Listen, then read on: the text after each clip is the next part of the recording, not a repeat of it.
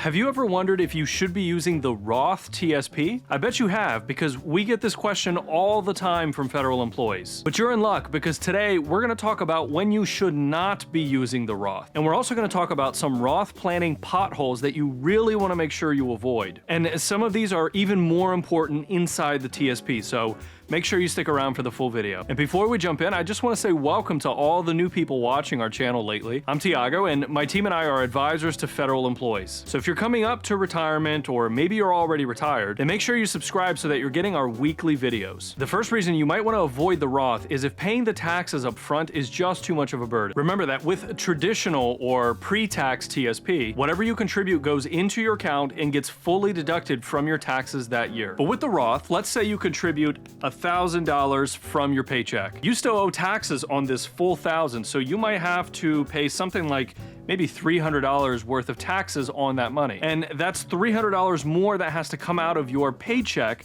for you to do a $1,000 contribution into the Roth.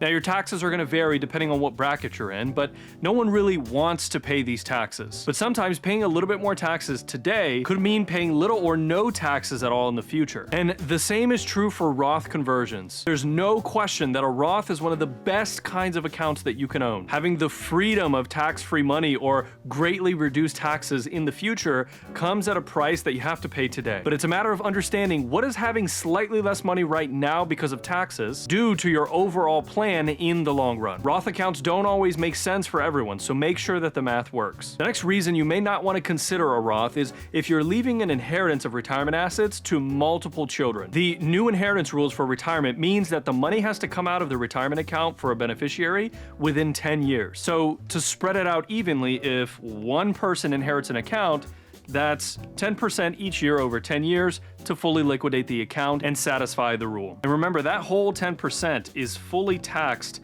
at whatever rate that beneficiary is. But let's say you plan to leave your retirement assets to maybe 2 or even 3 or 4 children. Now the amount that has to come out every year is a much smaller amount for each one of those children. So they could collectively spread out the taxes over 10 years for each one of them. So that could be 20 or 30 or even 40 tax years if you have 4 children, all of which that gets to spread out that tax payment. And so when you're spreading out the taxes over such large periods of time, chances are doing the Roth right now is going to put you in a higher bracket compared to the kids later in life. Now, this is especially true if your kids are likely to be in a lower tax bracket than you are today when they are inheriting that money. We don't generally want to leave the taxes to our children, but it may make economic sense for them to pay the taxes instead of you with the Roth right now. Now, note that this is a very specific situation. Most of the time, the new inheritance rules is actually a penalty to the kids because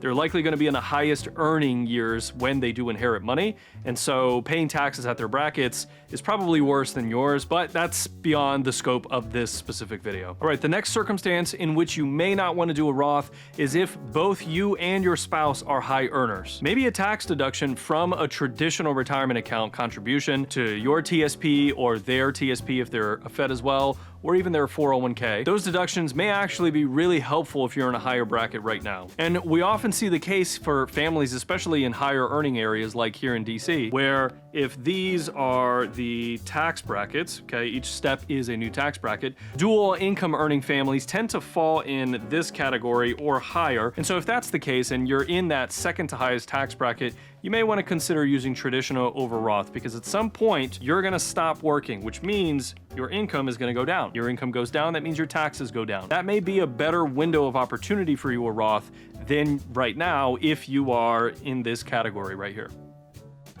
Before we jump to the next one, we made this channel so that we can share what's working well for our clients with feds who aren't working with us. And we need your help because our goal is to help 300,000 federal employees by 2030. And the only way we're going to be able to do that is if you help spread the word about our content, either through our newsletters, that's free, which you should get if you're not on it, by the way, these YouTube videos, or various other publications that we have. So we'd really love it if you share it with other federal employees, your colleagues, or even your agencies so that we can help reach that number in time. And we hope that you'll help with the mission.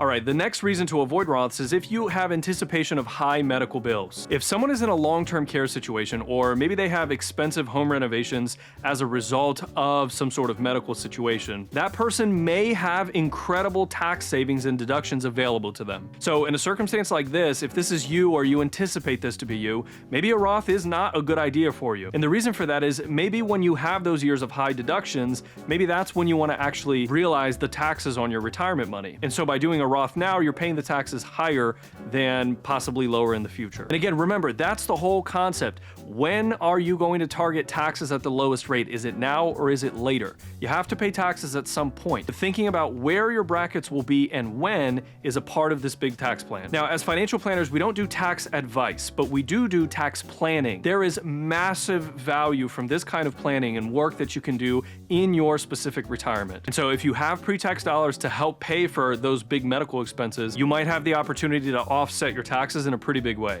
The next reason to avoid Roths is if you're waiting for clarity on the new tax laws. The current tax laws are actually set to sunset here in a few years. And so that means that we're going to have tax laws changing coming up soon. Now, it's probably safe to assume that tax rates are going up, not down, which would make sense to pay the taxes now while they're still in a slightly lower bracket. But maybe during this time frame, something is changing in your financial situation. Maybe you're retiring. Maybe you are going to have some large medical procedures. There's various things that can completely alter whether or not a Roth makes good sense for you. When you retire, you have something that we call your tax planning window, okay? And that's because when you're working, obviously you're earning a lot of income, your taxes are high. Then you retire, and between the time that you're retired and when you have minimum distributions, which is your RMD age, that's depending on when you were born, that's going to be either 73 or 75 under the new rules. The idea is that here, the only thing that's taxed is your FERS and your Social Security.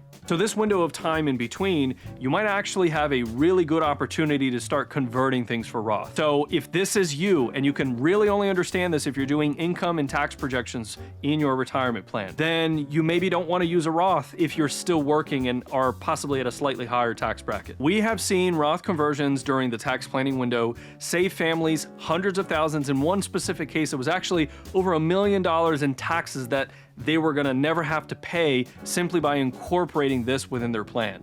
That can be very, very significant. Of course, it's going to vary according to plans, but just understand how important this is in a retirement plan. And if you do it at the wrong time because you were Rothing too soon, then you could actually hurt the tax planning window opportunities that you'll have later. So how can you know if you should do it now or later? Well, one of the things that we do for our clients that they say is really helpful with this is we start to do income and tax projections for them well before they're retired. And so usually 5 years or less in retirement, we're doing these kinds of things.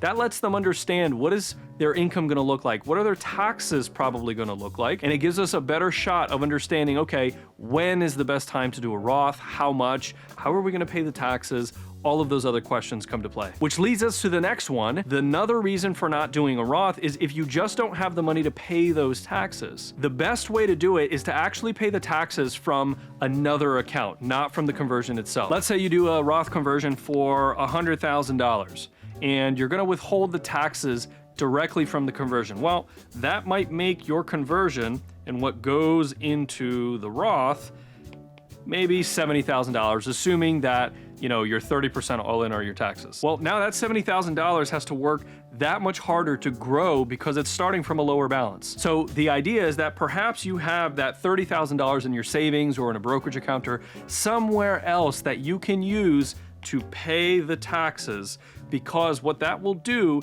is it may allow you to do the full $100,000 into the Roth, and now that entire chunk gets to grow tax-free for you. Now, this doesn't mean that you shouldn't do a Roth conversion if you don't have the cash, but it does mean that you have to be that much more careful and really make sure that it's going to be worth your while in your specific situation. All right, so let's say you have decided you want to do the Roth. There's a really big mistake that federal employees make when considering Roth conversions from the TSP. They attempt to do a Roth conversion with within the TSP. Technically, you cannot do a conversion in the TSP. It can't go from traditional TSP to the Roth TSP. But if you tell them to do a conversion to an IRA, they're still gonna do it. And folks, if you get nothing else from this video, please keep this one in mind. Do not try to do a Roth conversion inside the TSP. If you tell the TSP to send a part of your pre-tax or traditional TSP straight to a Roth, the TSP is gonna hold a large chunk of that as your tax payment. The whole thing gets very sloppy and it's not going to be the way that you want to do it. We're not gonna get into how to do it in this video because future videos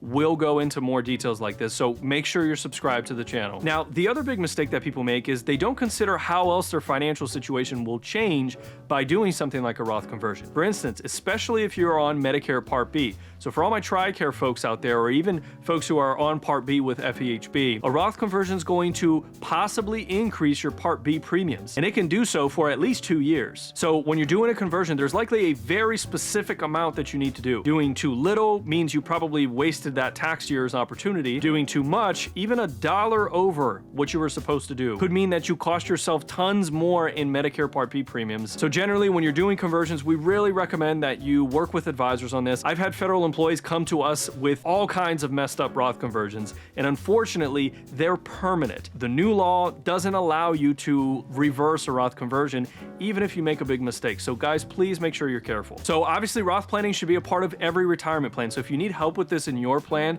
check out our website. We'll leave the link to the description down below. And I'm really curious about your thoughts. What do you think about Roths? Do you think they're worth it?